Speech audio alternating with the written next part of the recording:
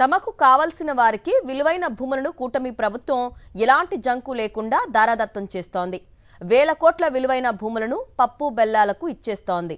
ఎకరం కోట్ల రూపాయలు చేసే భూములను కారుచౌకగా ఇవ్వడం తగదని మేధావులు ఆందోళన వ్యక్తం చేస్తున్నా చెవికెక్కించుకోవటం లేదు.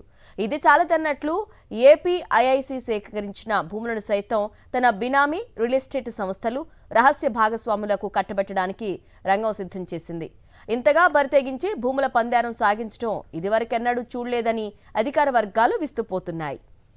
పారిశ్రామిక అవసరాల కోసం పేదల నుంచి కారు చౌకగా సేకరించిన భూములను పారిశ్రామిక పార్కుల పేరుతో కూటమి ప్రభుత్వం ప్రైవేటు సంస్థలకు కారు చౌకగా కట్టబెట్టడానికి రంగం సిద్ధం చేసింది. పారిశ్రామిక పార్కులను అభివృద్ధి చేయాల్సిన ఏపీఐఐసి ఆ పని వదిలేసి రియల్ ఎస్టేట్ సంస్థల అడుగులకు మడుగులు ఒత్తుతోంది. ఇప్పటికే ఐటీ పార్కుల ముసుగులో విశాఖలో వేల కోట్ల విలువైన భూములను దారదత్తం చేసిన విషయం తెలిసిందే.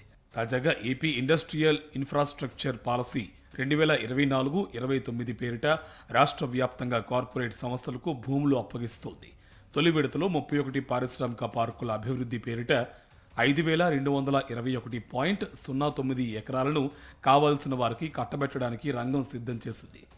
100 ఎకరాలు పైబడిన వాటిని లార్జ్ పార్కులుగా, 100 ఎకరాల లోపు వాటిని ఎంఎస్ఎంఈ పార్కులుగా వర్గీకరించి ఈ మేరకు పార్కులను డిజైన్ చేసి నిర్మించి నిర్వహించడానికి ఆసక్తి గల సంస్థల నుంచి ఏపీఐఐసి బిడ్లను ఆహ్వానించింది.